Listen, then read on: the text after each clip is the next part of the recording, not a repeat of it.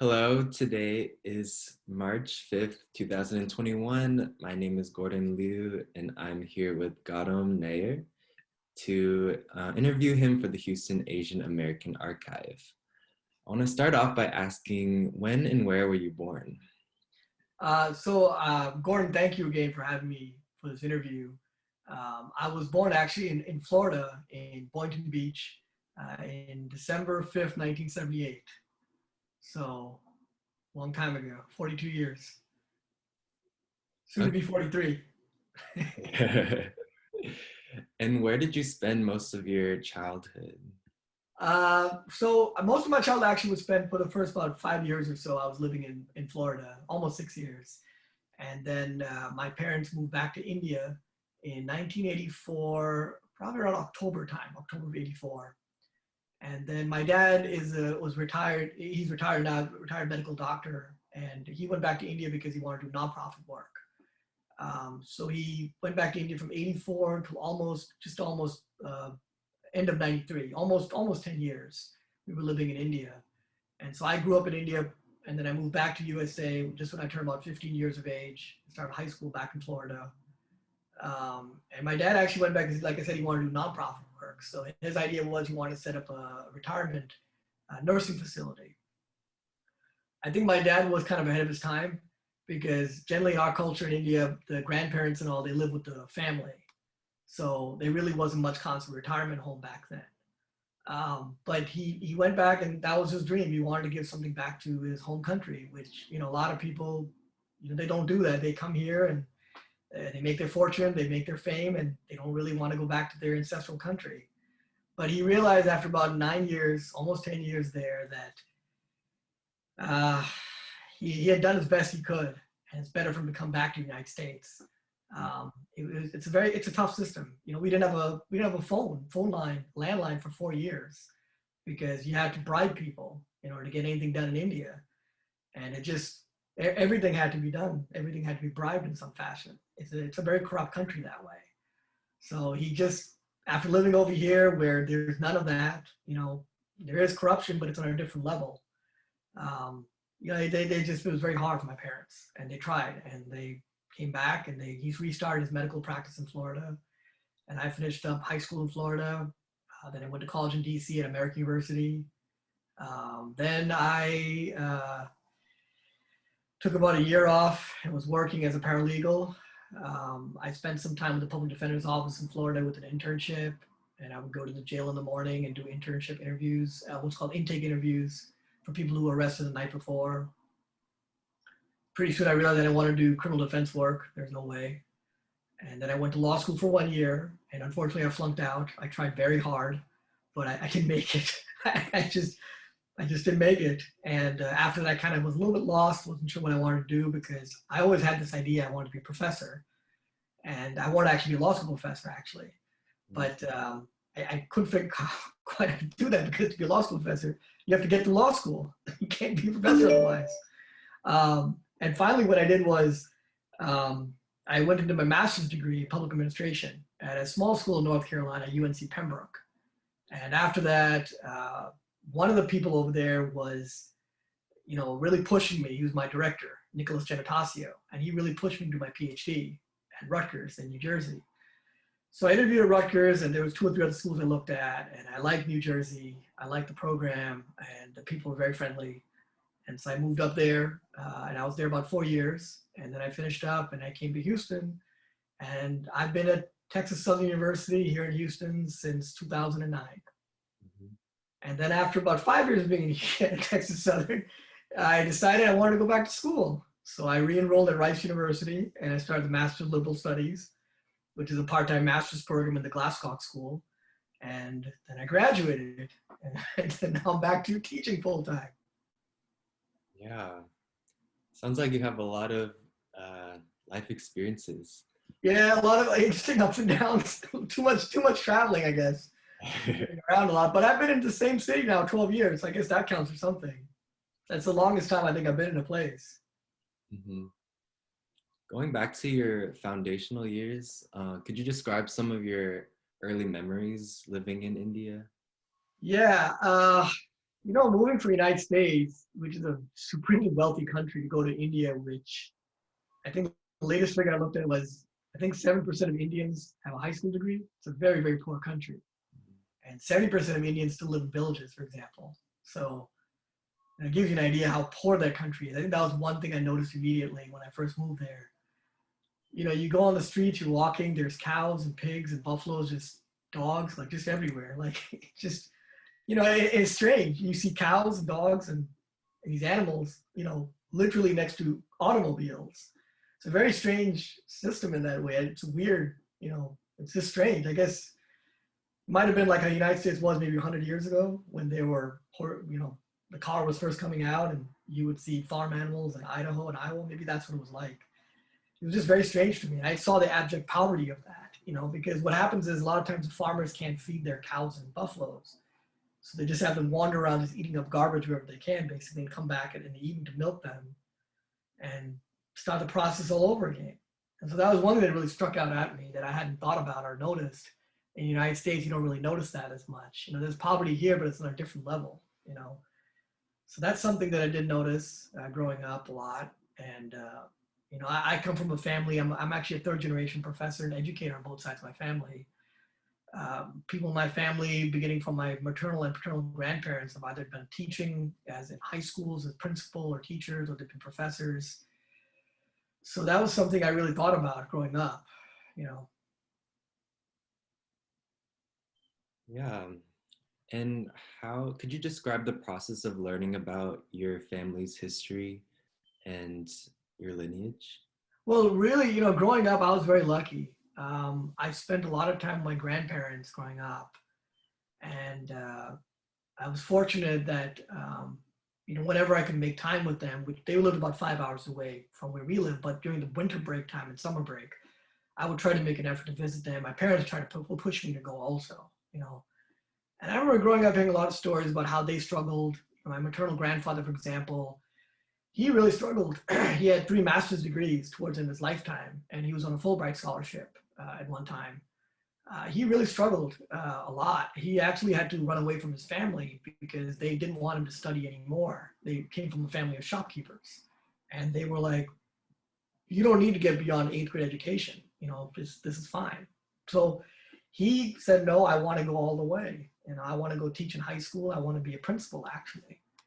So he hitchhiked his way to another city, being these 11, 12 years old.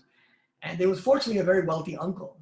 And so the uncle basically took him under his wing and said, "Okay, I'll pay for your education, and whatever else you need, I'll provide." And so my grandfather, he did his bachelor's, they did 1 master's, another master's, a 3rd master's. So he had 3 master's degrees: Punjabi, Hindi, and English. Towards the end of his lifetime, and he was a principal of several schools.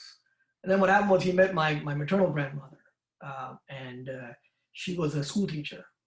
And so they married, they had my mother, and then they had 3 other kids. And my paternal grandfather, similar type of background, he married my grandmother, and he finished his PhD at University of Minnesota in 1948. He came here in 1946, about 2 years or so he finished PhD in biology, and he was doing something on hybrid of plants. And so I grew up hearing these stories, how most of my family, I guess my father's side, is very science background. I'm really not science background, I'm more social science. I'm probably more maternal grandfather's side. But, I grew up hearing these stories, and I know one story I remember particularly I really like telling a lot of my students at TSU is that my paternal grandfather worked for the Defense Institute in India. And what they'd done at that time was they were trying to use plants, and they were trying to hybrid them, cross-pollinate different plants. The United States is like I mentioned earlier, is a supremely wealthy country. And when we go to war against other countries, for example, we use these big giant C-130 airplanes. And we throw out 50 tanks with these big, big parachutes that are very, very strong, and they can absorb the impact when it hits the ground. India wasn't that wealthy. So my grandfather worked with a group of scientists. They came with a clever way to hybridize a type of bamboo so that when they would go to war against Pakistan, India's had, I think, 3 or 4 conflicts with Pakistan, they would throw these tanks out, even though the parachutes themselves were not at the same type of quality as the United States parachutes. But the tanks would have these type of bamboo sort of like rugs underneath them that absorb and cushion the impact so that the tanks wouldn't splinter into pieces. And that was something that he was very proud about, worked on this project. But, of course, the thing is that he never made any money off of it because it was a government classified secret. He worked for for the Indian government. This is all classified. Whereas, if he worked in the United States, maybe he worked for the Defense Department or maybe worked for DuPont or something, maybe he could have capitalized on that. But, you really can't do this. It's classified. So that was one of the stories that I like telling my students about. That was kind of neat. But, that's kind of what pushed me a lot into education and teaching. Cool. And what values do you remember your family instilling in you as a child, and how do you remember they passed down those values? I mean, one thing was about like having a lot of integrity and trying to be truthful about things. That was something very important to my dad and my mom. I think I was fortunate in some ways, in many ways probably, that I wasn't like a typical Asian family with like an Asian tiger mom, and was not that push. A lot of Indian kids I know, they get pushed into medicine, and I think some of them are not that happy actually what they're doing. But they got pushed into it. I was very fortunate. My father went to a really good university. His university only accepts 50 applicants a year, and they get 200,000 applicants each year. So they have a very, very tiny percentage of acceptance. And my mom did something called the IAS exam, which is Indian Administrative Service exam, which is similar to our State Department exam in the United States. And it's very difficult to get through. She made it through. She didn't really practice anything because she married my dad. But they came from very, very pressurized environments. And I think they really didn't want to put a lot of pressure on me as much for my education. I was lucky that way, I think. But the whole thing was that if you're going to do something, I know one thing my parents would say over and over again, if you're going to do something, do it well, do it right, be prepared for something. If it's going to take some more time, that's okay, but be prepared. But I think a lot of times, one of the things I know I make mistakes of is sometimes I'm very impatient. I want to try to get things done fast. But the reality is there's a lot of things in life that you cannot do fast. You have to go slow. And that's actually, ironically, what I've learned in teaching. And I do a lot with my teaching, my students and all. I try to make them understand that. Because a lot of students get very impatient over things. They want change to happen rapidly. They want to have a high score rapidly in an exam. But the truth is that it takes a lot of work and time and patience to get, good grades and to get things accomplished. So that's something I work on a lot. And I wish, that was one thing I wish my parents had kind of pushed me a little more to accept. I didn't really have that. But there are other things that they helped me with. Gotcha. Much of your current work deals with a lot about racism and structural inequality. Can you recall early moments where you just started to understand how injustice worked in our world? I mean, I think the earliest memory I might have, I think about this sometimes when people, ask questions about these kind of things. I think the earliest memory I think I may recall, and sort of a sidebar to your question, with regard to racism, was I must have been maybe 4 years old, I think. And I was in kindergarten actually in Florida. And I was with a group of my classmates and we went to some type of Christmas tree, something. And I remember there was a police officer there. It was a white police officer, and he might have been a youngish guy, I don't really remember. But I remember the way he was looking at me from kind of a distance. And I think back to that, it wasn't really an unfriendly type of look. It made me a little uncomfortable, I guess, even though I was about 4 years old. I wasn't sure why he was staring at me. And I reflect upon that lots of times, wondering, was that really something that was racist, the way he looked at me and made me feel uncomfortable? Or was it that the fact is the police officer was very curious, who was this brown-skinned boy with a bunch of other white kids? I went to a private school, and I think I might have been the only person of color in that class. I'm sure I have pictures from kindergarten somewhere, and I'm quite sure I was the only person. Maybe I might have been one of two Indian kids, maybe. I don't think there were any African-American Hispanic kids in 1984 in that class. I don't think so. And my parents, they lived in a very wealthy area. I think my dad told me that when he first came there in 75, 76, he might have been one of the only two people in the whole city who owned a convertible Mercedes. I mean, it was just, it was just a different time back then in Boynton Beach. Um, I look back on that and I wonder often sometimes the way the police officer looked at me, I guess that might have been one instance of racism in a way, because I was being discriminated against, I was being stared at. Maybe not in a negative fashion as such, but what does a 4-year-old kid know, But I sometimes wonder about that. Is it because that there was a curiosity from that police officer? Or was it something that, does this kid belong here? Because everybody else around me was white, I just don't know, but that was one instance that I think a lot about, And I guess the one thing that I reflect upon that is that, when you look at racism and discrimination, and they're two separate things, of course, you can have racism with the discrimination, but you can't, you can have discrimination without the racism. You can certainly be discriminatory about things, but you can't really have racism without the discrimination. Those two have to go together. And sometimes I think about that and wonder, was that my earliest experience? So that was one experience I think back on. I was very fortunate. I'll be very honest with you. I think pretty much most of the time I was in Florida in high school, there was a couple of instances maybe when I think a Spanish teacher, I remember one instance, there was a Spanish teacher in my high school. I was joking with two white guys who were surfers. And I made a joke, something that was like, "Surf's up, dude." And, people kind of laughed. And one of them got upset and he said, "Oh, do you want to go to the, I'm going to go to the Quickie Mart afterwards," reference to the Simpsons character. And I said, that's not very nice. That's very different. And then the Spanish said, "Hey, you can't say that." I said, "I don't understand. He can say this to me, but I can't make jokes about Surf's Up." I mean, that seems very biased, That was one experience I remember. Otherwise, to be honest with you, I think the worst time in my life was much later in life, actually. I was close to about 23 years of age when 9/11 happened. And I was living in Washington, D.C. I was working in D.C. I wasn't there when 9/11 happened that day. I was actually in India. I came back on the 16th of September. And I remember just thinking, I'm not Arab, I'm not Muslim, but boy, I know what racism feels like now. I really know what discrimination feels like now. Because it was just the way people looked at you. It was a different look. And I was very fortunate that, I was older. I remember distinctly, before 9/11, I used to sometimes have facial hair. I used to have a goatee, actually. I could never finally grow out a beard because I just don't have enough facial hair, the hormones or whatever.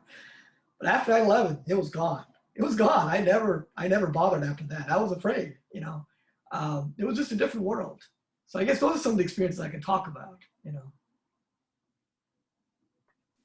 Yeah. And what was it like growing up in a predominantly white community? And do you remember times where how you felt about that changed or evolved? Yeah, I mean, I grew up mostly, it's a strange thing actually in some ways because, I was growing up mostly with pretty much 99% of people around me white when I was in Boynton Beach in Florida in elementary school and kindergarten. And then you move to India and everybody around you is brown. But, people don't think of me in India as Indian. They're like, "You're Indian American. You're what's called in the slang term is Ferengi." Ferengi is a foreigner. It's not really a derogatory term. It's just, you're a foreigner, And I guess it was weird because I didn't really fit in over there in India because they're like, "Well, you're not technically really Indian. When you speak Hindi, which is one of the languages, you speak with American accent. So you're not really Indian." And then I come over here in the United States, and it's a little strange also in some ways because you're not really considered American unless you've been here for more than 3 generations, I guess. And so you're Indian American, or I guess you intermarry enough that you basically get lumped into being like a 3rd or 4th generation American now. But since I'm a 2nd generation American, it's a little strange that way because you're kind of trying to find your place and you're bicultural because you have half your family is Indian, other people that you're trying to interact with are American. It's a weird balancing act in some ways. I have a 3-year-old son right now, and it's going to be interesting to see how he is when he interacts with people and all, because, my wife is Indian. So he might actually have more of a bicultural role than I might have actually in some ways.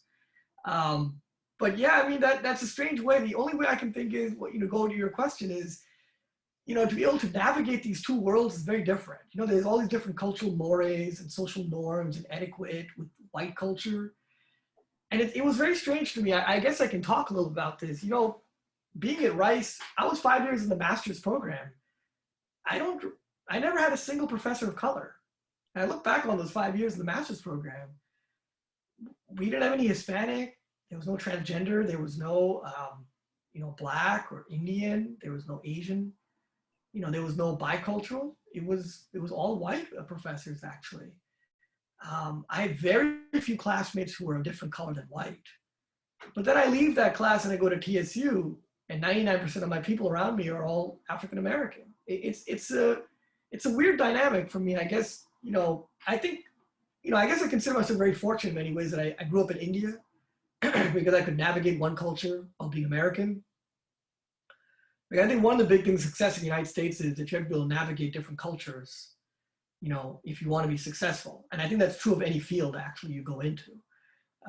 It doesn't really matter. But I think that the people who are not able to do that, I think those are the people who are not that successful when it comes to so many things. It's just interesting. I guess, I really think about your question.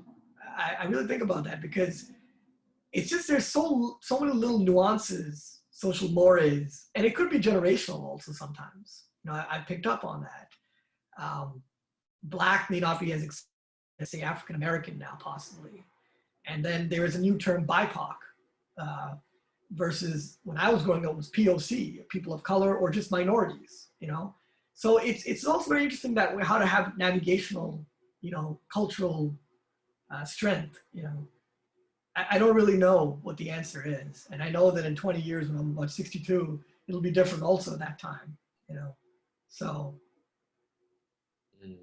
yeah, I do think about that a lot, how things change over time, My parents, my dad's about 77 and my mom's about 74. And my dad tells me stories. He said, when I came to the United States, and he came here in 1968 in Flint, Michigan, did his residency. He said, it's amazing one day, this was about 5 or 10 years ago, we went to a restaurant. He's like, when I came to Michigan in 68 and 60s, late 60s, early 70s, he's like, you wouldn't see African Americans in restaurants. It wasn't just about like banning African Americans from restaurants. He's like, you just wouldn't see that. It wasn't culturally like the norm, except maybe in major big cities. He said it was also the fact that a lot of people could not even afford to eat outside of the house. Restaurants were not, like that. But I reflect upon that how much there has been progress over time. And I should say this also, my dad, he's also been very involved with racial equity, racial, changes. I mean, my dad actually used to do work at University of Biomedical School, where he still serves as a tenured, or no, sorry, not a tenured, but he's an adjunct professor. And he got there in 1973. And his chair of his department, Lynn Carmichael, was somebody who was very, very progressive in their views. And he would actively encourage the medical residents to go on and do work in the community. So my dad actually would go, and I remember one of the stories was he would go to the local jail and do volunteer as a medical doctor. And he treated, people who were like in the Bloods and the Crips. And he would tell me stories about that growing up, where he would have, a Blood member or a Crip member. And my dad would insist that they would take off all the chains of the gang leader. And I remember he told me that, the prison guards would be like, this is a violent person. You can't just take the chains off. He's like, yeah, but I have to examine the patient. I can't examine him while these chains on him. You have to take his chains off. That was very strange. Even the prisoner was surprised by hearing about that. So I guess I grew up with different norms, cultural, social norms about that, Gotcha. And could you describe some influential mentors or role models in your upbringing? Yeah, I mean, it's probably cliche to say it. I mean, a lot of people might say this, but really my parents, I really, I really feel like my parents are my best role models ever.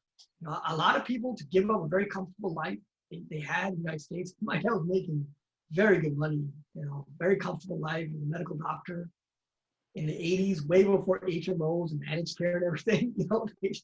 Doctors are doing really well financially. I don't think they do that well anymore now, But they were doing very well. To give all of that up, move to India, you know, I mean, like I mentioned earlier, my family didn't even have a landline for 4 years. Sometimes people can't believe that. How could you go without having a phone for 4 years? We just managed. It was normal for the electricity to go out. There was running blackouts all the time. For them to give all of that up over here and go back and just not take a paycheck for 9 years, they didn't earn any money for 9 years. They lived off their savings. I don't know how many parents can do that. I don't know how many role models you can have in your life that can do that. And then we came back to the United States. My parents had to start from scratch all over again. I remember the first month or two we moved into the house, my parents didn't even have a bed. They slept on the floor. They got me a bed, and they made sure I had a bed and a mattress and everything, and I was comfortable. But I don't know how many other parents can do that. And I see that now with my 3-year-old. My wife and I, we make our own sacrifices for him. Sleep being probably a big one, being a terrible 2s and 3s. But I mean, I don't know if I could make those kind of sacrifices. Maybe I could, I guess. But I don't know. I don't know if my wife and I could move back to India. I don't think we could ever really do that. We're too comfortable now at this place. And I also see that the kind of sacrifices my parents made in India and the kind of idealism they had, maybe even naivety, you could say. I don't think I would be able to have that. I think that, the corruption is so endemic in India, unfortunately, that like the other day, for example, I read that maybe only 2% of Indians, and it's 1.2 billion population, maybe only 2% of Indians actually pay income tax. That's it. I mean, how does the country function? Because people find all kinds of clever ways to get out of income tax. They find all kinds of clever ways, bribing and, things like that. My parents never did that. They never did anything. They always paid their taxes. They were very fair. People were, amazed. But a very common thing in India, for example, is when they buy a piece of property, they do something called black money and white money. So the house, let's say, is $1 million. You'll get half of it in white money that you list as the price, 500,000. And the other 500,000 is actually in literal box of cash or a suitcase of cash. And people came to my parents when they're selling their house and they're like, oh, we'll give you X amount of money, but half of it or 30% has to be in black and the rest would be white cash. And my parents like, no, we're not doing that. Everything has to be white. So they ended up getting a much lower price on their house because no one was willing to give them the full price in white money, because once you declare it and you put the sale, you have to pay the property taxes for the next person. And nobody wants to do that. So there's always little clever ways. My parents just never bought into any of that. They just never did. And I don't know how they did. They didn't do that. I mean, it's greed, human nature we have, that we always want more, But my parents are, my-minded saints. I think I could probably do that. But I won't lie to you. I think there's a great temptation we all have to try to, screw the system. And, everybody's doing it. And, that's why, unfortunately, some countries like India and other countries, they just don't get ahead because the population is so used to having that cycle of graft and corruption and greasing. So my parents are definitely my role model in that sense. There are other people I've thought about as role models, but I come always back to my parents, probably my grandparents also. And there's one thing I always tell people, and it's a hard lesson to learn, I feel. And I always try to tell myself the same thing. In your lifetime, honestly, you're going to have friends come and go. Friends will cheat you, they'll betray you, they'll lose friends over time. But ultimately, at the end of the day, the only people who are really ever going to be happy for you and are really ever going to give you unbiased attention is going to be your parents or your very close relatives. It's just a fact of life, unfortunately. I've learned that in 42 years on this planet, there's very few people you can trust more than your parents and your family. I've had friends, betray me, borrow money, not repay it. Friends who will lie to you, or they'll say something and then they won't come through with you, unfortunately. People you think you are your friends will betray you, or they won't be there for you when you need them, But I don't think I've ever had my parents not stick up for me. They've been consistent, which is the best thing any parent can do, actually. But, that's why, they probably are the people that I respect the most, That's great to hear. Could you talk about how your academic interests evolved throughout high school and your early college years? Yeah, definitely. That's been a long progression actually. When I was in high school, I actually thought I wanted to be a congressman. I wanted to be first Indian congressman from Florida. Um, I went to DC for political science, at American University. And I think I changed my major 3 times in the first year. I think it was political science major, then I changed to English major, and then I became pre-law major. What we called at that time law and society. I think it's called pre-law now. It's kind of like a hybrid of pre-law and sociology, and But I quickly realized getting to DC that pretty much almost everybody at American University was like a mini politician. And I realized that, I have so much competition. I think I should probably forget this idea of being the politician. I don't think and then I did an internship on Capitol Hill one semester. And I didn't really enjoy it. It was okay. It wasn't a bad thing or anything, but I could see that I'm just not a political person. Political person, you have to be very diplomatic. You have to be very, political. You can't take things personally. You have to work with people. And that's a hard lesson for people to learn who are blunt like me. I'm very blunt and I'm very direct. And that often gets me into trouble sometimes. At my workplace, it gets me in trouble other places. Um, and, I quickly realized, from high school to college that, maybe teaching is the right place for me to go into. Mainly because I think one thing about teaching and education is there's just so little room for baloney and making stuff up. You have to be direct. I have to stand in front of 25 to 30 students every semester and convince them that I know the best knowledge that they don't have. I know the right answer. And that's very hard to do, actually. You have a lot of cynical students sitting in class who just will not believe you, and they may not read the textbook properly, or they will not read it at all. And so they have to trust you. That credibility factor is very important. And to be a politician, you kind of have to give that up, I think. That's what the jokes, there's so many jokes with politicians. But it's hard for me to find jokes on teachers and professors. There are some out there, very funny jokes. But I find that there's so many more jokes on lawyers and politicians, and they just are. That was something that I thought about my research. So when I started going through my research, and I went through I mentioned about law school, and I went to master's and my PhD, it took me about 4 months to figure out what I wanted to write my dissertation on. And eventually I decided to write it on prisoner reentry programs, faith and non-faith based. And it took me 4 months to get to that level because the problem was there were so many other dissertations out there that was similar, that was in some criminal justice area and had related to public administration or public management in some fashion. So it took a while to get the topic together. And then I tried doing something that other people have tried to also do, which is that you don't want to take some topic, and this is advice for anyone watching this video, that other people have already done. If there's a topic that's already been talked about enough, don't do it. Don't do it, because there's not much more you can talk about it, actually. So I tried to find topics that maybe there might have been 10 or 15 dissertations at most. Some of the topics had like 40 or 50 dissertations. What am I going to add to this discussion? You have to be honest about that. Are you trying to just add, trying to just get graduate? Are you trying to add something on? So I tried to find something I could add on, like a little piece, a little bite piece on. And I came to figure out that, I know prisons and jails are always going to be a big topic in this country. They've been this way for hundreds of years. Hundreds of years people have had jails and prisons, and we don't know how to really, manage these people who go to prison when they come out. How do we get them back to functioning society? I mean, so many problems with that. I can see it's a huge issue. And the other issue I realized was, nobody seems to really care about prisoners, inmates. Who cares? They're in prison or jail. Why should I care about these guys? They did something bad. Let them rot. Who cares about them? The problem is actually it becomes all of our problems, because eventually they are going to be released.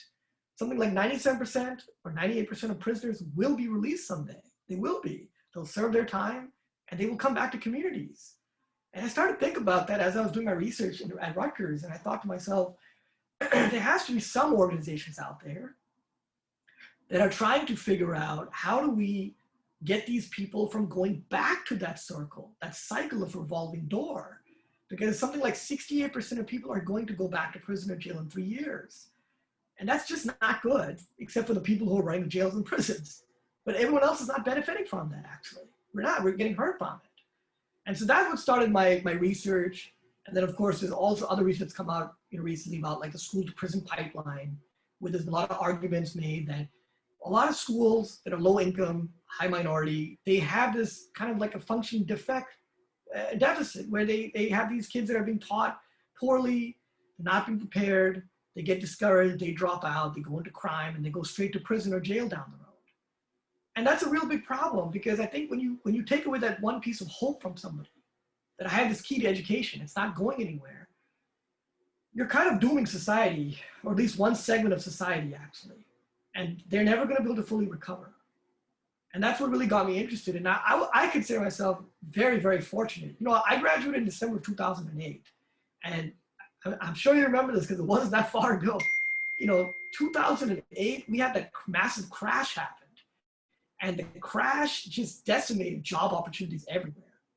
I think I sent my resume out to 250 universities, maybe a little bit more, actually, maybe 260. And at the end of it, I had 2 job interviews, or 3 job interviews, and I had 2 offers. One was a 1-year visiting professor, and one was a tenure track position at Texas Southern.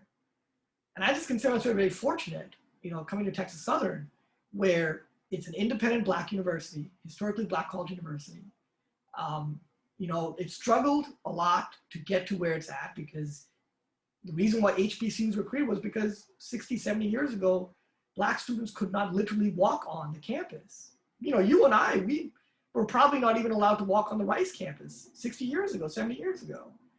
So there's a lot of changes with that. So it's very nice to be a part of a system like that that every day your students, they come to class, because for the vast majority, they want to be there. They want to get done. They want to finish their degree, and I always try to find ways, to get them done. That's my primary goal and primary reason I get up in the morning is I think to myself, how can I get my students to get done? That's really important to me, to get them through this class. What is it going to take? And I know my students have so many things going on. They have, boyfriend, girlfriend stuff. They have family stuff. They have kids stuff going on. They may be working 3 different jobs. They have internet problems. They have bills they haven't paid. I know all of that. I can see that because they come and talk to me. They spend time in office hours. We do Zoom conversations now. Previously, I would hold office hours on campus. They couldn't make it to campus. They would call me on the telephone. We talk on the office line. But I know that. I can see that. And I know that one of the biggest things that research shows is if you don't have a good connection with at least 1 or 2 professors while you're an undergraduate, you won't make it through. You just won't. I myself very, very fortunate also because at American University, which is one of the most liberal universities you can find on the United States. I think we have the most amount of Peace Corps graduates than any university in the whole country. There are more Peace Corps graduates who are American University alumni than any other university. It's a very liberal campus. I consider myself very fortunate that I had some very caring professors. I remember I ran track and cross country all 4 years. I was a student athlete, and it was difficult because track and cross country doesn't end. The moment it ends, you go into cross country, and when cross country, you go to track and field. So you have a whole year. You don't have any breaks like basketball and other sports. And I remember one professor, Margaret Weeks, she knew that I had a race coming up one time, and so she said, "Well, it's okay. You come to my house. I live 5 blocks on campus. Come to my house and take the exam, and you can get done." That was the kind of caring spirit I had in American. And I try to bring that. I mean, literally, she opened her house to me to come in and take the exam. And, I would do the same thing for my students too. I would do it, but fortunately in my day and age, I don't have to do that. I can give online exams. Students can take it on their own pace, whenever they want to through Blackboard. And they can, which is very similar to OwlSpace, I think. These are just basically similar learning platforms. And they can take it whenever they want to. They have the privilege to sit in their home, take the exam. They can get it done. But that was a very caring person, I remember. And there were a few other professors like that. So that's really important to me. That's why I thought to myself, going back to the original question, how can I bring this type of caring to my research also? And so that's why I focus a lot on reentry, social justice issues, racism, like here in Houston. These are things that are really important to me in that sense.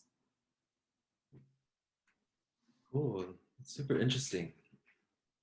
I'm wondering if you could think back to some defining moments in your college experience relating to your personal development. I can, yeah, definitely can think back. By the way, please stop me because I think I'm rambling a little bit. So please feel free to stop me if I'm rambling. You know, I know professors are also really bad at that, like to ramble. And we also like to hear the sound of our own voice. So please stop me if you need to. But to try to go back and give you a shorter answer, um, you know, there was some good defining field, like I mentioned with Professor Margaret Weeks. She was very nice. She's still an American, actually. And I email her at least once or twice a year, possibly. Um, you know, she opened her home to me to come in and take the exam. You know, I never forget that. Um, there were other experiences. You know, there's another professor named Dr. Jeffrey Shaler. He was somebody I took, I think, 3 or 4 classes with. And he was a controversial figure on the campus sometimes because he literally believed that mental illness did not exist. That was his whole thing. He literally was a psychologist, trained psychologist, but he followed theories of Thomas Szasz and others, and he's like, mental illness is a crock. It does not exist. And I used to listen to his lectures. I used to think about that. And, you know, you may or may not agree with his lectures and all that. But one thing was, Shaler would really try hard to make it seem as though he would try to bring all voices into the room. For example, I remember one time, and this was in the year, I think around 2000 or so, and this is more than 20 years ago, 1999, 2000. At that time, under Clinton, because it was under Clinton, Microsoft was being just hounded by the Justice Department for antitrust, because they had basically crushed Netscape Navigator through Internet Explorer. It's a long story, but that's what they were doing. So the Justice Department came heavy after them. And, you know, Shaler was arguing because he was a libertarian. And so he believed in the free market, the government standard, everything. He was like, look, Microsoft did what any good business does. They crush their competition. That's okay to do because that's what a good business does. This is a business decision. It's not personal. Now, of course, Netscape Navigator went out of business and people lost jobs, all that, which wasn't fair. On the other hand, his point was, look, if it's not a good product, what is the big deal? Why would the market, you know, accept this product? That isn't entirely the truth because what was going on was Microsoft was making deals with Dell and HP and other companies to forcibly put Internet Explorer and to exclude Netscape Navigator from the desktop. I mean, once you do that, you basically cut your competition out. How does that make sense? So that's not exactly the right, but see, business is war. Business is bloody. It's brutal. And only the strong can survive in that sense. And if you're not willing to break a few necks and break a few arms, then you should maybe be in business. It's brutal. That was his point. But I remember in class someone said, but you know, your argument is that this is okay. But what if you have a superior product? How do you beat Microsoft then? He's like, well, you have to get together. You could band with a bunch of people. You could do a consortium and you could fight against Microsoft. You can lobby your congressman. You can form a group and you could get, because you have strength in numbers, a coalition. See, so then the student asked again, well, professor, what happens then? What if you still can't beat Microsoft? They have tremendous power. They have more money bags than you do. So he said, well, you get bigger, you try to get more people involved, you build a coalition, you look at other opportunities, you have a superior product also, you know? So then the student kept pressing. Student said something like, well, what if you still can't beat Microsoft? What happens then, professor? What if they just steamroll you? So Shaler thought about it. Remember, he was thinking how to answer the student question. He was giving his professor, you know, scratching his chin, pondering look, which a lot of absent-minded professors, you know, this student do. And he said, you know, then I guess you're screwed. You can't beat them. You can't beat them. You know, and that's also true. That is, you know, that does happen sometimes. I think, you know, I'm very interested in Silicon Valley, which is, you know, not my field of area of expertise or anything, but I've always been interested in these, you know, tech companies. And I think back to what Shaler said when Google really didn't even exist. You know, the biggest thing in 96, 97, 98, 99 was Yahoo. Yahoo was the cat's meow. Everybody loved Yahoo. What is Yahoo doing today? I mean, you know, they were so big. I remember they were trading $125 a share at one point. I was flabbergasted. And there was AOL. AOL doesn't really exist anymore. You know, these are companies that they come and they go. And I think similarly, you see that. You know, Microsoft is still a very powerful company. But I would venture to guess Google may be even more powerful. Amazon's probably more powerful. Amazon wasn't anywhere near their 99, 2000. So I think that Shaler was correct. That you can get bigger, you can get better. It does take time, but there are always going to be upstarts that come up and they harness the technology and they take charge and they can beat the old behemoths, which is what happens. You know, about 100 years ago, there was a company called Woolworths. Woolworths was the Walmart of their day, but they don't exist anymore. They don't. They folded. Kmart was better than Walmart at one point, but Kmart doesn't really exist anymore. Sears was a huge company, J.C. Penney. So I think when Shiller, that's what I think Shiller was trying to get at, that eventually everything does crumble. It just takes a little bit of time, but you have to be patient, and you have to work at it, and you have to have a superior product. You have to. And I think you have to also have a lot of luck. I think that's also one thing that a lot of people don't talk about, and they don't want to talk about. It's very interesting to me in America. We have this American dream that you work hard, you pull yourself bootstraps, and you get out there, and you make it happen, you hustle. And that's very true. That's very, very true. You work hard. But I think you have to have a little bit of special bit of luck also. I think Google and, like now probably the best examples are of tech companies are like Uber and Lyft, Airbnb. But these companies wouldn't really exist if it wasn't for the iPhone and the apps. Those apps made it possible because the iPhone was in everybody's pocket. So I think there's a certain luck that people have to have. I don't think Airbnb could have worked in 1961. I don't think it would have worked. I just think it wouldn't have worked. It probably wouldn't have worked. Lyft probably wouldn't have worked either. It has to be a period where there's a technology and there's a shift and that transition happens all together at one time. That creates some very lucky people who just happen to have the random lottery birth, basically. And I kind of look at my whole life that way in many ways. I could have been born to a different family, and I could have had a totally different experience. You and I might not have this conversation today, but it was just a lottery, the random lottery of my birth. And, I got lucky that way. I also got lucky, like I mentioned, that I've been very fortunate throughout my life. Even when I flunked out of law school, I kept in touch with some of the law professors over there. I remember in particular one professor, Michael Flynn, who taught me torts. I really love torts. I wanted to be a personal injury lawyer actually at one point. I really, really enjoyed personal injury law. And I wrote 17 pages on that exam, and he gave me a big fat F. I still don't know what I did wrong, but it happened. But he was somebody that I still talk about in many of my classes. Some of the things he explained to us, only a great teacher can explain these things to a student because they've lived these things. He was one of the few professors in the university who had actually gone and practiced law. A lot of law professors, like academics like me, they just are on a certain trajectory. They just go and they do nothing but academic work. They don't come in with firsthand knowledge and real life knowledge. They don't have that, unfortunately. And the vast majority of students at any university or law school, they probably want to go out and work. They want to be, they want to work. They don't want to hear theoretical stuff. If X did this and Y does this. They want to hear real life stuff. He was one of the very few people who gave very good real life examples, which is something that I don't really have. And so what I do is for my classes, I bring in a lot of guest speakers and I have a lot of alumni from TSU who work at HPD and Texas DPS. I've had the CIA come in twice. I've had the FBI come in once. I've had US Secret Service come in at least twice. I have a lot of people come in that provide value to my students for internships, real life experiences, and it makes a huge difference when they see there's somebody out there who looks like them and talks like them, somebody who graduated from TSU. It makes a big difference, I think. And I'm proud to say I think I might be the only professor on the campus that does that. I don't think a lot of professors do that. A lot of professors feel like, if I do that, it sucks up my time for lecturing.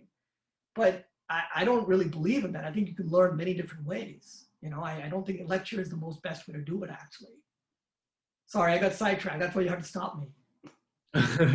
Yeah, you had to stop me. That's why I got sidetracked. No, you're good. So I'm thinking early, like throughout your career, can you think back to a time where you had to juggle many different roles at once? Yes. And what? So I was actually one of the questions you wrote. I was actually a lot of the questions this morning when I was rereading your question. I think the hardest year I had in my lifetime was not the year I flunked out of law school, although that was very stressful. That was tremendously stressful because what happened was I started as a full-time student at Nova Southeastern University in Fort Lauderdale. And I literally, I'm not making this up, we would literally read probably about 900 pages a week, easily read that much. I mean, it was brutal. It was absolutely brutal. And I know sometimes I would study so hard, and I don't know if other students, watching this video, this may have happened to you. I'd literally look up, I'd see stars dancing in front of my eyes. Like I've never, ever worked that hard in my life. I mean, it was brutal. It was so brutal. I can see why I can see why a lot of lawyers, they commit suicide, they drink alcoholism, they have divorces, and drug abuse. There's a lot of jokes about that. Medicine, the same thing. I can see why. It's a brutal profession. It really is. It's hand-to-hand gladiator combat. And because every time you walk into the classroom, the professor can just turn on you and be like, so, Mr. So-and-so, tell me the issue. And it's like, what? You know, I don't know the answer. Let me go to the next student. And you feel like a moron in front of 3,200 people, you know, but everybody feels like a moron. That's like, no one knows what the answer is. It's crazy. But I think the most brutal period of my life I've ever had was 2017. That was the worst year, the most brutal year I've ever had. And the reason was because I was at TSU since 2009. That was my 8th year at TSU. I had just got tenure and promotion from assistant to associate in 2016, August.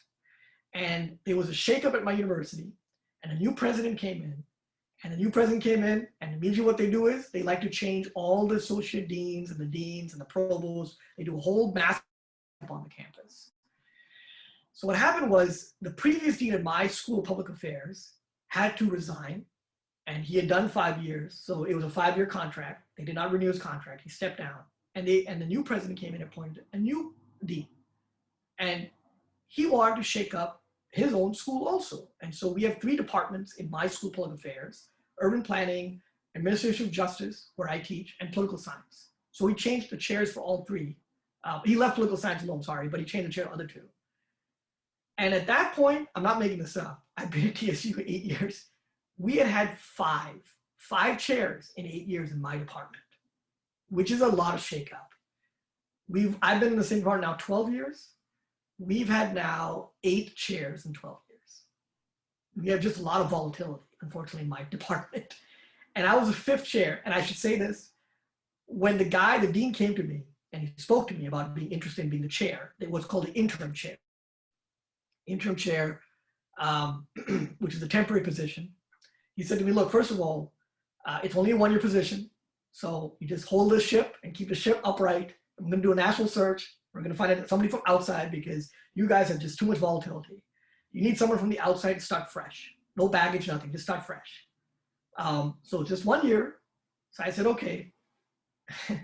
I said, if it's only 1 year, I'll take it. Because I could already see there's going to be a lot of politics, you know. And then I came to find out I wasn't the first person he went to.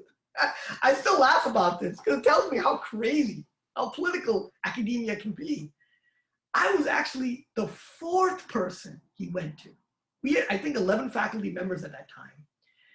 And we're down to about 9, I think. Or actually, I think, yeah, we're down to about 9. Yeah, we lost 2 people or 3 people.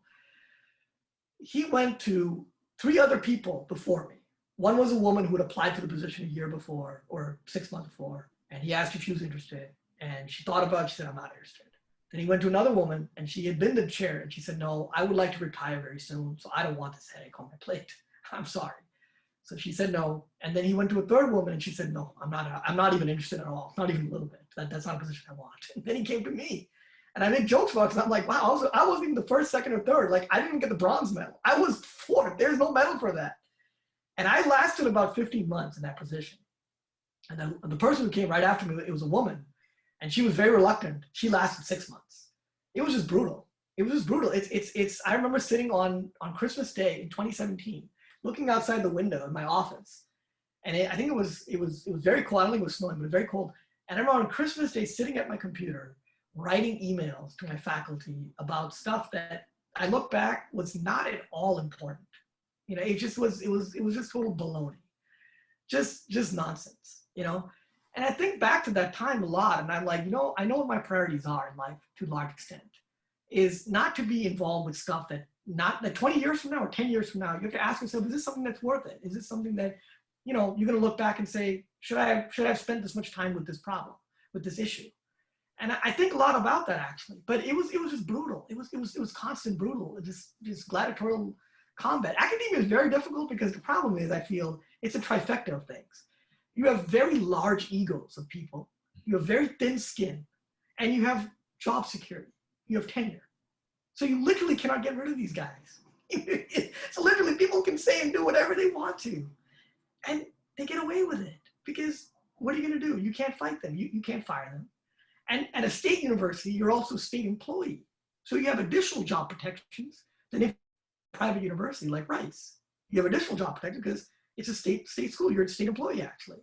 So I think back to that. And I mean, that was the hardest year. It was so hard. 2 days after I became appointed, 2 days after becoming appointed as chair, the guy who was the graduate program director, which meant that, because my department at TSU, we have 4 programs. We have an undergraduate program, we have a PhD program, we have an online master's, and we have a regular master's.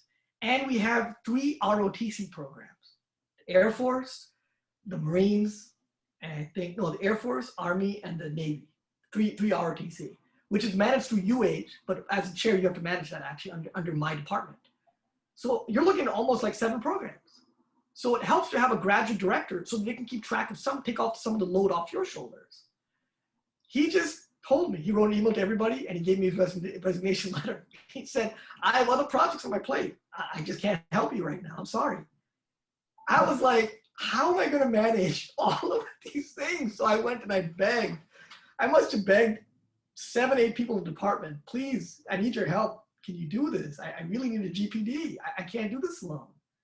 And everybody said, no, I don't want that headache. Even though there's a stipend, you know, there's an additional pay attached. But they said, no, it's not worth it to us. The work is so much that, you know, so I tried very hard for 15 months. You know, ultimately it just didn't work out. But, you know, I look back on that and it was brutal. It was so brutal because there's so much of mistrust we have in our world, in our society. For example, the previous chair had not provided the budget for the department to the faculty for 2 years. Every time we'd ask him, hey, can I see the budget? Oh, it's being worked on. Oh, it's not ready yet. Oh, it's every time. What are you supposed to do about that? So I was like, no, I want to be transparent. I want to be transparent. Here's the budget. Oh, you spent here? You spent here? Oh, where did this go? Oh, what did? I'm like, yeah, but that's what I spent money. Oh, you must be moving money somewhere. No, I'm literally telling you this. There's no more money. But there was money over here. Where did it go? Look, it's right over here. I mean, the trust was so palpable. I'm like, I don't know what you want. So it's almost like that's a problem. If you're too honest, I realize that people don't want to believe you. They'd rather believe that you're lying about something. So to go back to really the question, that was the most challenging aspect. My wife, you know, she was pregnant late fall of 2017. And my son was born in March of 2018. And I was just kind of phasing out of that position. You know, that was hard also. My wife actually lost her job in May of 2017. And she didn't get a job back. She didn't get her job back until I think 2018 September. For almost a year and a half, roughly, she was unemployed. But that was also some additional pressure on me because suddenly I was the person bringing home the only paycheck. My wife had a fairly decent paycheck, but her company, you know, in a matter of 1 day, they downsized 4,000 employees. And she was just one of those unlucky people that day to go without to get a pink slip, you know. And so I was juggling that, being a new father coming up, dealing with that. I remember going with her to doctor's appointments and I get phone calls from work or emails from work. Like, I can't focus. You know, I see the sonogram, but I need to focus on, I have to do this also. So that was a very challenging part. And I think the most important lesson I can tell anybody is, you know, don't bite off more than you can chew. You know, draw some boundaries. You know, so I started telling my boss at work, the dean, I said, look, man, I got to take Saturdays off. You know, let's talk on Sunday. I don't mind talking Sunday, but I'm not checking email and I'm not answering a phone on Saturday. Yeah, I'm sorry. Like, I need time off, dude. And I told him, I said, you need time off too. How can you keep responding? I get an email from him at 4 in the morning, 3 in the morning. Did you see this email? Did you see that? What is this person saying? Why are they saying this? I'm like, dude, what do you want me to do? It was very demanding. And it stressed him out also. And he's a very good man. He was very capable. But ultimately, what ends up happening, I think, in academia, which is probably true to a large extent in many industries, is that if there's you know, what ends up happening is, I think, is this. And I see this. I talked to somebody the other day who worked for Schlumberger, and he was telling me about how he had, like, I think 5 department heads in a span of like 7 years or something, or 6 years. He said it's brutal everywhere. That's the problem. Office politics at any corporation is brutal. He's like, at least at our corporate environment, we can fire people if you become too stupid. We can find a way to get rid of you. But at academia and especially in a public university, it's very difficult to do that. It's, you know, it's similar to police departments, right? How do you get rid of the bad apples? How do you do that exactly? It's very difficult to do that because they have job security, they have a union. Basically being tenured, it's like a white collar union. That's basically what it is. So you know, that's very true. But I think the most important lesson is don't bite off more than you can chew. You know, set boundaries, because if you don't, you know, you're gonna get run over. And I think what happened was, to go back to my earlier thing, what I realized, and I've told many people this, you know, my dean, his name was Michael Adams. He's still at TSU. Michael Adams is a phenomenally successful person. Phenomenally successful. He's built up a phenomenal online master's program. I think when you do that, I think on any campus, there is a lot of jealousy that happens. A lot of petty jealousy from all around you. A lot of people get jealous. And I think Michael Adams was so successful at his job as being the director of this program, and he got promoted to becoming the dean, that he almost became a threat, in a sense, to the job security for the president and the provost. He could basically have taken their jobs. He could basically have done that, actually, because, and I think that's what happens to a lot of people who get very successful, very, very successful at some position. They become a threat to the person above them. And so the person above them gets jealous because they think, you know what, this guy might take my job. This woman, she's so good, she could be the next president. I can't have that. I have to find a way to get rid of this person. And that's really sad in many ways. And I find it's doubly disappointing and sad at a university, because at the end of the day, you're not serving the students well. You're not serving the students well, which is really, at the end of the day, is really the only reason why a university exists. There is literally no other reason why a university exists than to serve their students. There's literally no other reason. If Rice lost all their students tomorrow, they would probably maybe just become a research institution, and that's it. But they would not be really fully functional without the knowledge and the wherewithal of the students, actually.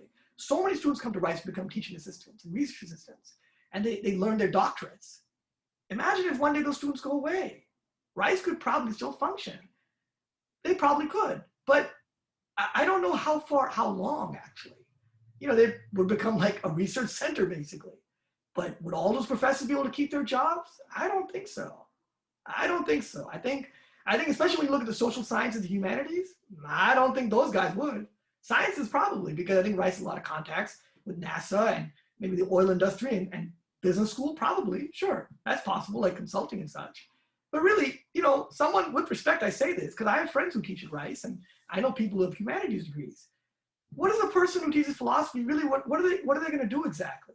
You know, there's a lot of jokes when I was in college, people would make jokes about, you know, oh, you know, if you want to be the mascot for an NFL team, just major in philosophy, because that's all the job you're going to get. And that's a really cruel joke to make. It is a cruel joke to make, but it's a reality also. There's a functional equivalent of the degree that you study and the value that it has to society. There just is. I mean, how much value does political science really have, you know, outside of maybe working in a political operation, consulting for like the Republican Party, Democrat Party? Where is that value exactly in societal on a nuts and bolts level? Or somebody who can quote Shakespeare? Where is it exactly? I can't find it. And I consider myself pretty educated. I have a Rice degree from Glasscock School, which is basically all humanities, actually. You know, all the professors pretty much I had was all history people, and they were English and grammar, English literature, and these kind of people. But I see that. And the fact is, a lot of humanities departments in the whole country are shutting down, they're falling apart, they're squeezed, they're smaller, because there has to be a value. I think a lot of students realize that, you know? So I see that, but that's what really bothered me the most. And, you know, in fairness, I should say this, what goes on at my university at TSU with these kind of off politics, when I've talked to other people at University of Houston, at Rice, at St. Thomas, it's not that much different. It really isn't that much different, actually. There's some variations, but it's not that much different. There's brutal politics everywhere. There just is. And that really bothers me because, you know, it's sort of like religion, I feel. Education to me is sort of like religion in many ways. It's not, there's no tangible value. You know, I can't pick up my iPhone and I can hold it. You can hold a degree. But you know, when you think about it, you go through 4 years, grueling 4 years at Rice, to step up on the stage for 30 seconds, to take a picture and shake your hand. How much is that really worth? How do you put a value on that? And so that's sort of like when you go, and I don't speak as a Catholic, but you know, I have friends who are Catholics, they go to get communion, or I have a few friends who are Jewish. They have a bar mitzvah. I've been to a couple of bar mitzvahs. It's a big deal. You know, you're 13 years old, you're a man. You know, there's a value placed on that, but you can't really put a tangible value on it. You really can't do that. There's no way to do that exactly. And education, I think, is the same way. So it's very similar in that sense to me, that like that part that people should take pride in the fact that, you know, one of my students one day might become the president of the United States at Rice. And maybe it could happen. One of my students at TSU could possibly become the president, or like at Howard, she could become the vice president. We do have a vice president now who graduated from Howard University. I'm sure there's some professor at Howard thinking, yeah, I taught Kamala. That lady is now the vice president. You know, there's a lot of pride in that. I take a lot of pride in that. One of the stories I like telling my students is, I'm very fond of one of my students, and he's an alumni now. And he's a Texas Ranger, a Texas DPS officer. And it's funny in many ways. I'll call him up sometimes. About 2 years ago, I got a speeding ticket. I only had 2 speeding tickets my whole lifetime. And it was my fault. I was speeding. And I called him up, and he was laughing on the phone. He's like, Dr. Nair, you called me up. You got a speeding ticket? You want me to get you out of it? I said, not exactly. I said, but I need your advice on it, because this was in a different jurisdiction anyway. So he wouldn't be able to help me anyway. I said, but I need your advice, because how do I sort this out? Because the police officer wasn't very friendly. You know, this is outside of Austin. So he laughed, and he asked me some questions. He gave me some advice. But then he comes back to my classes regularly, and he'll talk to my students. And it's a big deal to them. You know, the knowledge that he can give them is not knowledge that I can give them. There's no way, because it's not the same thing. I have book knowledge. He has that real world knowledge. But he can come to my class, and he can explain to them exactly how DPS recruits people, and what the exam is like, and all of that stuff. You know, he'll tell them specific examples that I can't give. You know, but that is something of a pride to me, because I make jokes with him in class, and he laughs, and I'm like, you know, he was a good student. He wasn't a bad student. But sometimes he'd do goofy things, and I'm like, this guy, what is he gonna do when he gets out of here? But you know, he's a DPS officer. They only accept, I think, 6% of applicants. You know, it's not that easy to make it through. I think he said they accepted 160 people out of like 1,600. I know that Houston Police Department, they might have 8,000 applicants.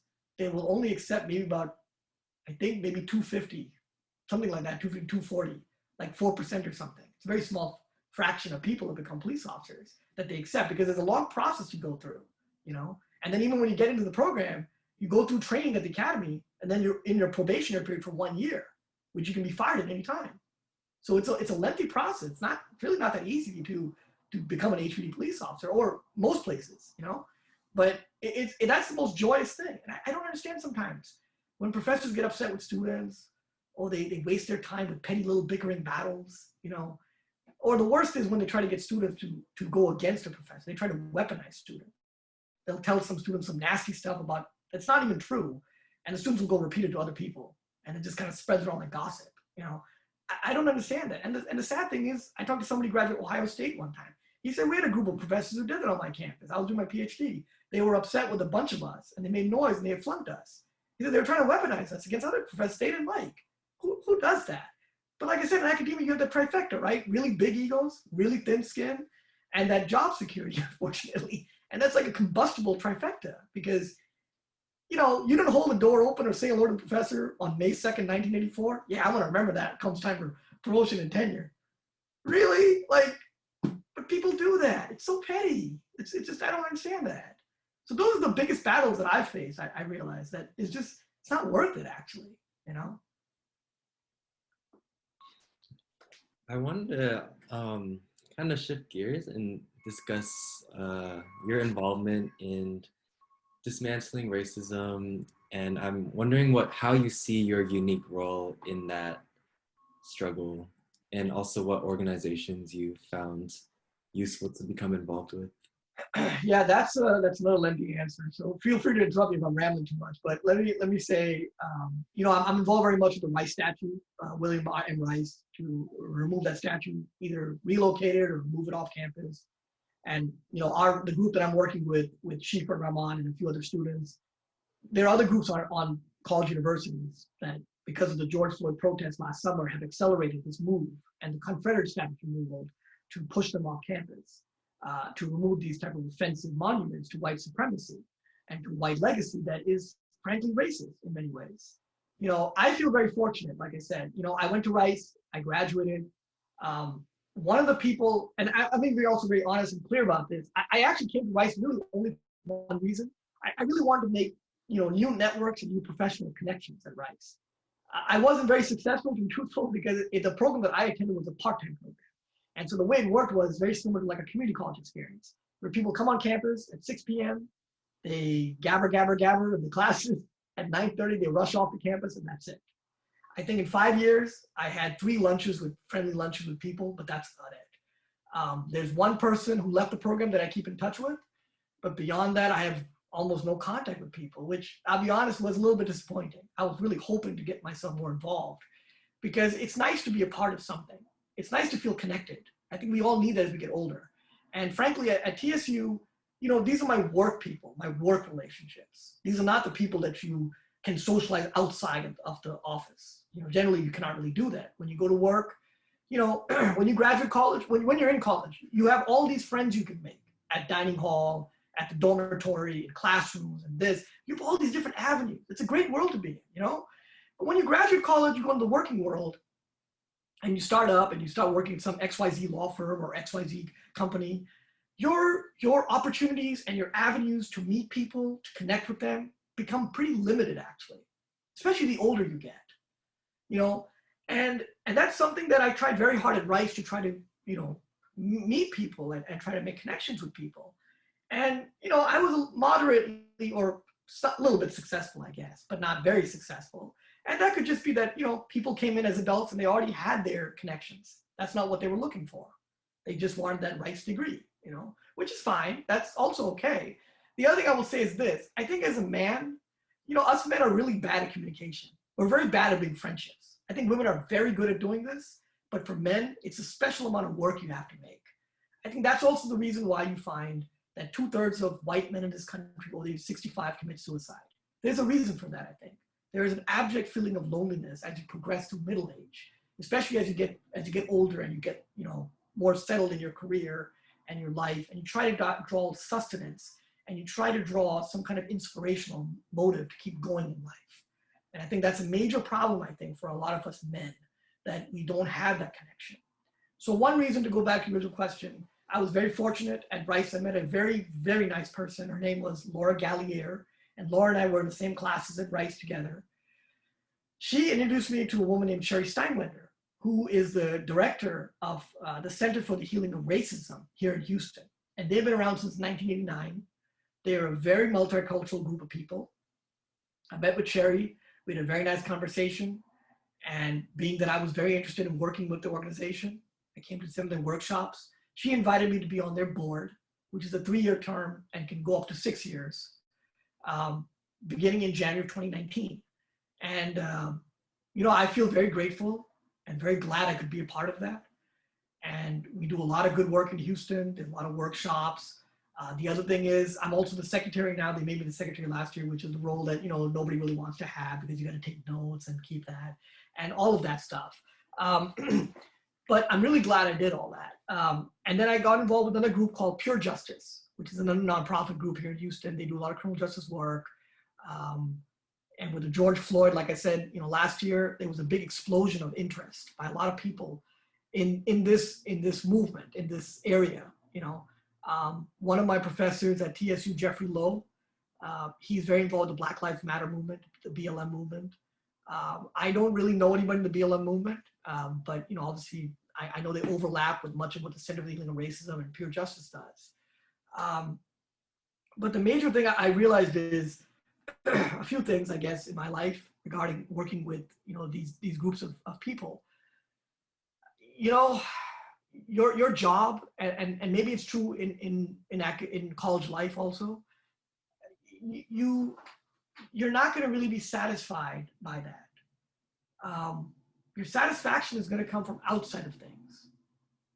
I didn't really have many hobbies growing up. I'm trying to develop some more hobbies as I get older now. But I realized that you can't look for external things to make you happy and satisfied.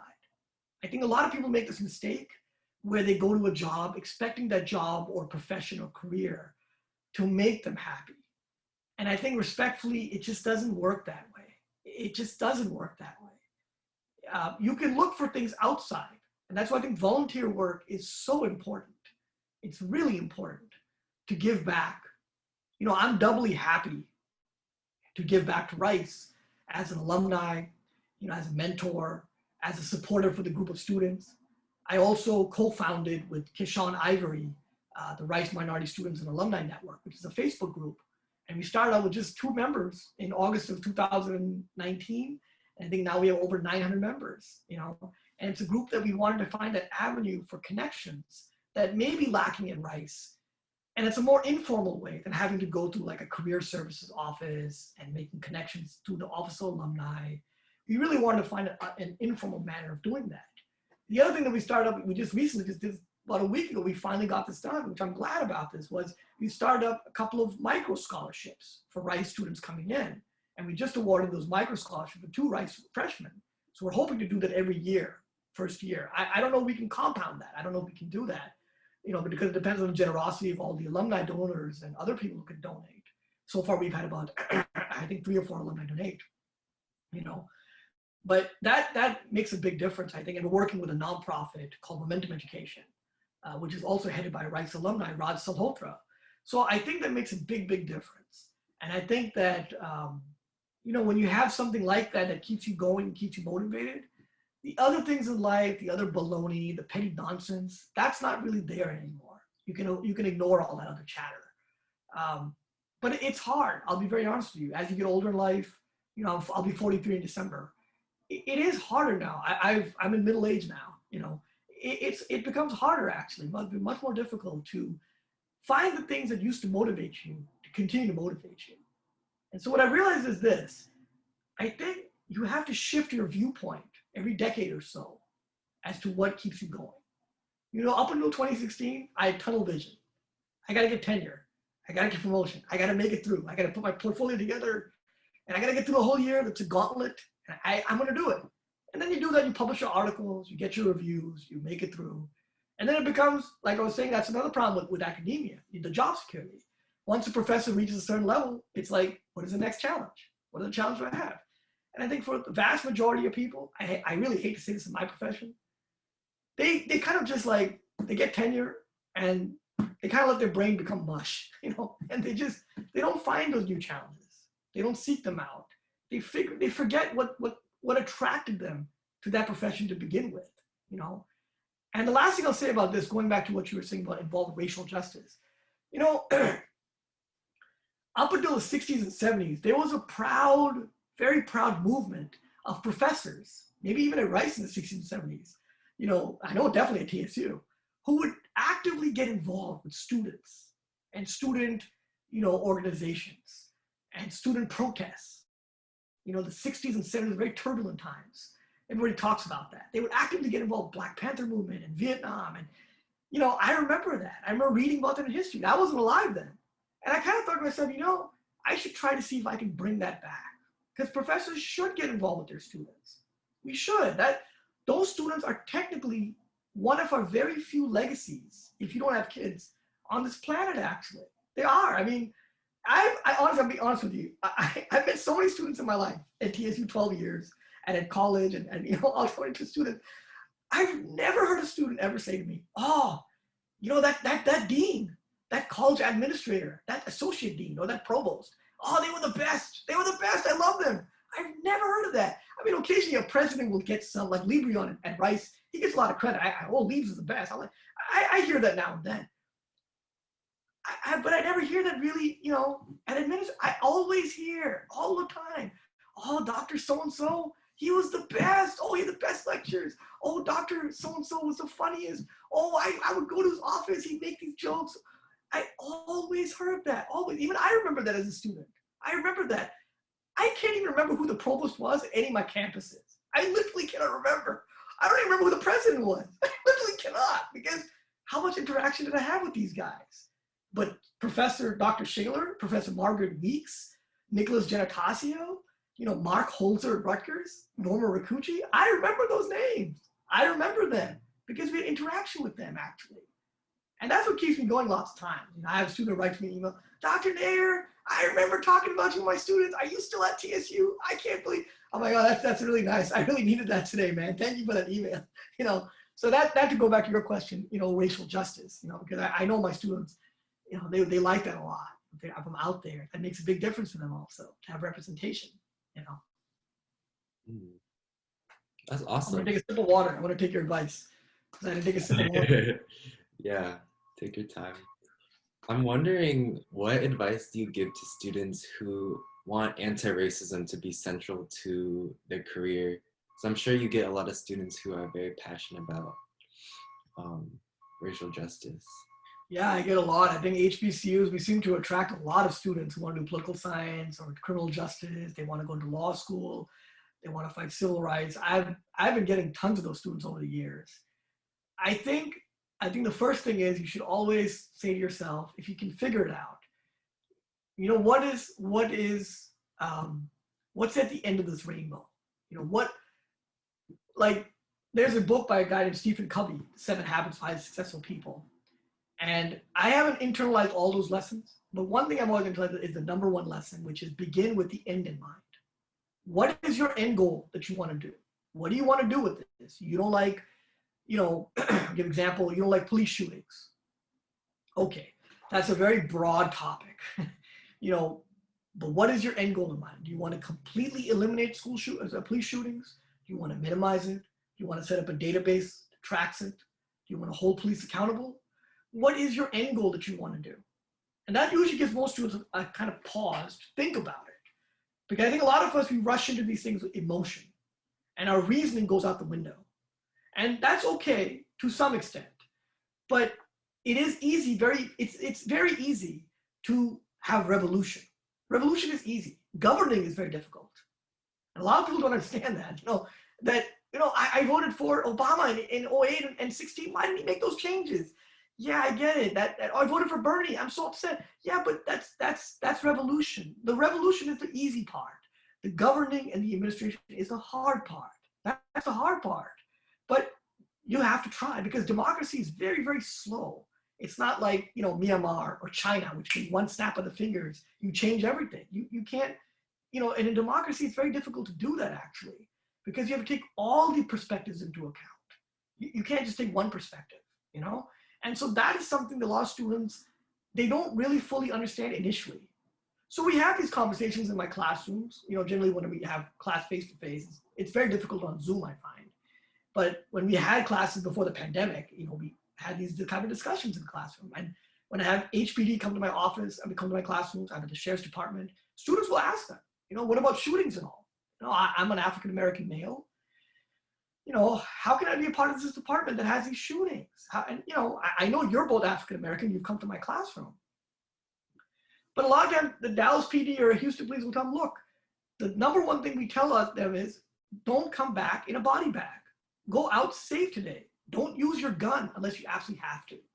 And the research shows that 98%, 97% of the time, the vast majority of police officers never ever use their handguns. They never do. They really don't do it actually. The shootings that you see on television are very few. They might be 1 or 2% maybe of police officers. Very, very small fragment. The problem is the public and the media sees that small fragment and assumes the abnormal is the norm. And that's the mistaken identity, unfortunately. It's the mistaken identity. Yes, it is very unfortunate when those shootings happen, but that is actually not the norm. That's actually not the norm. What happened to George Floyd, that's not exactly the norm per se. That's sort of the abnormal part of it. Because most of the interactions overall are peaceful and they're nonviolent. They may be a little aggressive and overly rough. That does happen occasionally. But it is certain levels that I show my students in textbook chapters that there's levels. Level 1 is a police officer sees somebody doing something stupid. So they'll just walk up to them and just stand there. And most times people behave themselves. Level 2 is police addresses that person. Hey, you need to knock that off. I see what you're doing. You need to knock it off. Most people will back away then. Level 3 is police officer may say, okay, you're under arrest now. I'm putting you under arrest. Stop doing that. I told you, I warned you. They pull out the handcuffs. Level 4 might be they pull out the baton. Level 5 is maybe they pull out mace or pepper spray. or the taser, level 6, and level 7 might be deadly force. But it takes several levels to get to that point. It doesn't just happen automatically. It takes, most police officers are trained to go through several different levels.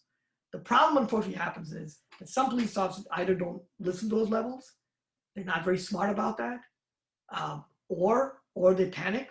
They have a very biased and prejudicial notion of somebody coming down the street at them and may or may not have a gun, and so they react emotionally, and their biases fire up, and they start shooting away. And to change that mindset, to change that way of thinking, it's very difficult. It is very difficult. I'm not going to lie to you, and I tell my students that. It's extremely difficult, and that will take a lot of time. It will take a lot of time. It will take a lot of patience. It will happen eventually. It is going to happen.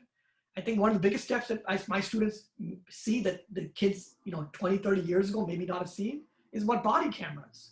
Body cameras are everywhere now. Cell phones are everywhere. There's recordings everywhere. And I think the first time this happened was 1995 when, the LA County Sheriff's Department, they beat up, I forgot the young man's name, unfortunately. It was a very famous case, Rodney King beaten.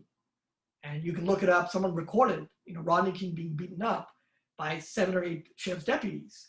And that was a huge thing back then because suddenly people could see this stuff goes on. This does really go on, actually. This is on the news. And, it started going from then onwards. But it is difficult to root out those bad apples because one problem is this. When a police officer is fired from their job, let's say, they generally just go to another department down the road and get hired over there. That is a big problem, unfortunately. There's no background. It's sort of very much like nursing home abuse. You have orderlies who abuse nursing home elderly residents, sexually or otherwise. They get fired. They go to another state. They start all over again.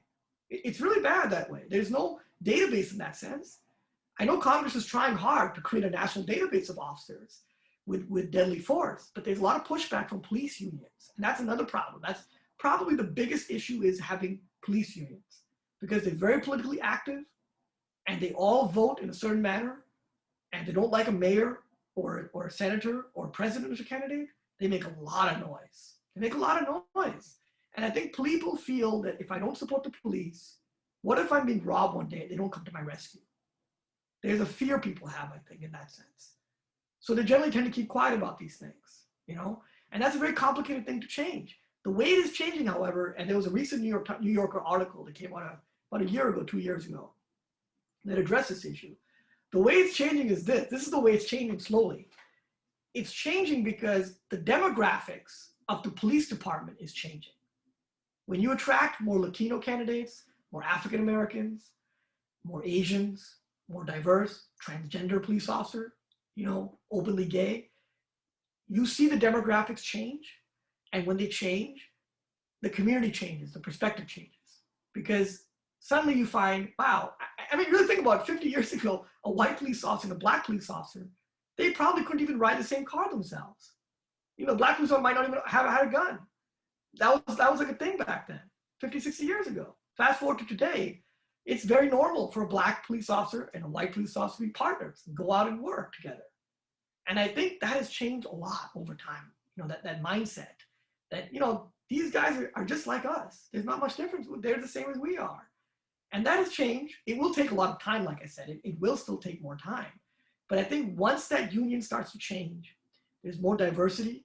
I think after that, you will see a lot of changes happening in racial justice. Houston Police Department has a union, and it's a union for all the police officers. But it's interesting, Dallas Police Department has a very interesting setup. They have a union, but they have several unions. They have a Latino union, they have an Asian union, they have a white officers union, they have an African American officers union. They have different unions representing different interests that they can negotiate and they can work with the Dallas Police Department. And it's very interesting, Dallas Police Department do not have that many shootings per se as other departments do. And it could be, maybe that is one reason why, because they all try to have a coalition and they negotiate with each other as to how they can, straighten things out, how they can get along, as equals and not as one bargaining block, basically. You could be a black police officer in New York. NYPD, for example, is the biggest police department in the United States, like 25,000 police officers. That's a lot of union members. That's huge. Now, if you're an Asian American or a Black American, African American, Hispanic American, and the majority of the police officers are Italian American or German or Irish, what voice do you really have in that organization? You probably don't have much of a voice, actually, for your people. You probably don't. So in some sense, what the Dallas Police Department has done is by having those different unions, they've given power to those separate interests. And that power itself is something that can be used as leverage for many different things. And that may be what we may have to come to at some point, because it does seem as though there is a phasing out for a lot of police departments in terms of their ethnicity and their color. I think it's changing, actually. I see this happening. It's a big deal, actually, but it will take a lot of time, maybe another 20, 30 years. Thank you for your insights. I just have a couple more questions. Sure. One of them is, what have you learned through your experience with family and through parenting? Oh, one thing I've learned is try to be patient. My 3-year-old, he just turned 3 a few days ago. I mean, he's like a wind-up toy. He really is. I have no idea where he has so much energy from. I ask my parents all the time, like, was I like that? I mean, this much energy? He's like a little mini hurricane, basically. But because you just turn around, oh, he's opened the kitchen drawer now. He might be grabbing some spoons and a fork, and now he's gone over here and he's pulling out some plates and pandemonium. I mean, that's one of the things I've learned as a parent is you have to be patient and you have to be really alert and forget about getting good sleep. I don't think my wife and I have had good sleep in 3 or 4 months at least. We've been trying to break him of his habit of trying to sleep with us. He keeps trying to sleep in our bed, and my wife and I are trying to break his habit to sleep in his own crib. And it's not easy to do that because, he's 3. He has some separation anxiety. He wants to have a connection, but we also want to make sure he's not that clingy to us because we also don't want to be helicopter parents. I very occasionally have parents who come to my office hours. And I don't know how it is at Rice. Maybe it's like that. Parents will come to the professor's office hours and they'll discuss their student, their son or daughter. You don't need all that. Let the student figure it out on their own. They have time to figure it out. So that's one thing I really try to emphasize a lot, that you should be independent about that, which, is not always easy to do. It's hard, but patience is a big deal, Did that fully answer your question? Because I know I might be rambling a little bit, so make sure. I'm sure you're going to do a lot of editing on this, Gordon, so feel free to keep, pressing me for the right answer. No, this is all great stuff. I want to end on a pretty open-ended question, which is, how do you want to be remembered? Oh, are you talking about Rice, or you mean in my lifetime? And you can. I think you're talking about my lifetime, right? Well, I mean, at Rice, I don't really teach or anything, so I don't think. I mean, I'm glad I have a connection with all the alumni. It means a lot to me to have that. And really, Kishan and I, we had no idea that people would be a part of this organization, but we were flabbergasted, actually. But, the information that I try to put out there through articles and people having birthdays, I mean, I think there's a special thing, because I think we forget these things in life. That, birthdays are really special for people, maybe not as you get older. Birthdays are really special, actually. And, Kishan and I are really happy we could do that. So I want to be remembered for that. At some point, someone's going to have to take on the group. I can't keep doing it forever. Someone's going to set up and take the group. But I think at TSU, I'd like to be remembered as someone who really tried hard to get my students graduated. That's really important to me. It's embarrassing in some ways, but this is not, being that it's a state university, public university, the information I can give you is not classified. It's not secretive, I remember when I joined TSU in 2009, I think our best graduation over 4 years was maybe 2%, maybe 3%. I think it might be 6% now in 4 years. I've heard Rice is like, I don't know, 90%, 95, 80%. I mean, it's much, much higher. Nobody even goes by 4-year metrics anymore now. Everyone goes 6-year metrics, So I think UH, has like a 57%, 6 years. I think UT Austin might have like 70%, 80%, something, TSU has, I think, a couple of years ago, in the last number I heard was, I think, about 18% over 6 years.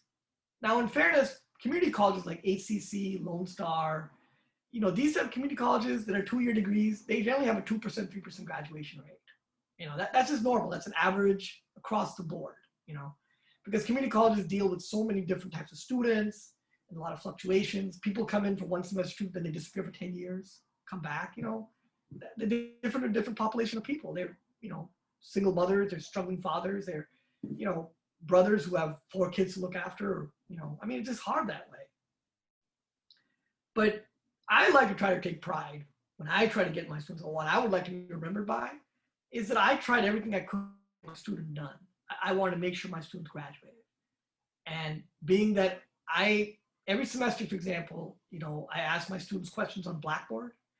And like I was mentioning earlier, Blackboard is like OwlSpace, there's discussion boards. It's very similar actually to like a Facebook post, basically. So I post a lot of questions and chapters. And every semester for the first 2 weeks, I don't require my students to buy the textbook or rent the textbook. I give them a little bit of time to adjust. And so they have a little time to get the money together financially and all of that stuff. So they're not under pressure to get the book right. Most professors require the book day one. But that's not always realistic. You may not have the money, you may not have the time. It could be still being delivered from Amazon. You don't know where it is. So what I do is I give them articles to read that they can access. And one of the articles I've been using for maybe 5-6 years is about the importance of sleep.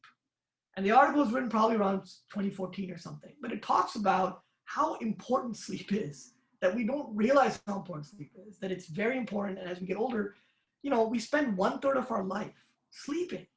1/3. So it is critically important to get good sleep. And a lot of students, they write these comments. And I can show them to you.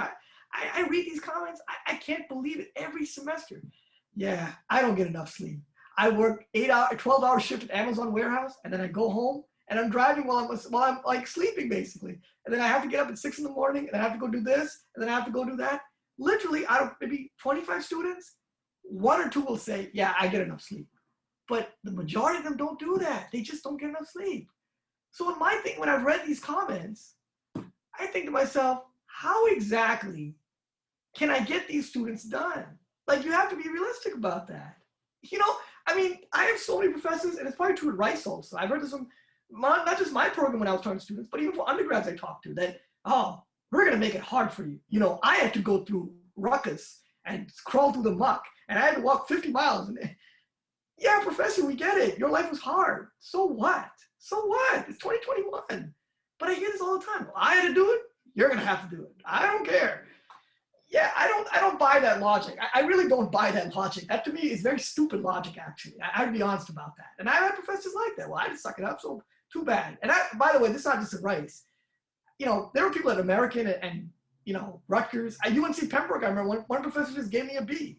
She said, I didn't even bother reading your final project. I'm just giving you a B. I'm like, but I wrote it. You couldn't read my project. It's because it was 3 months late. You gave me it incomplete. How does that make any sense? But there can be very mean people, unfortunately. They are. And so what I try to do with my students is, look, I get it. You guys have so many things going on. I get it. You have pots of stuff on your plate.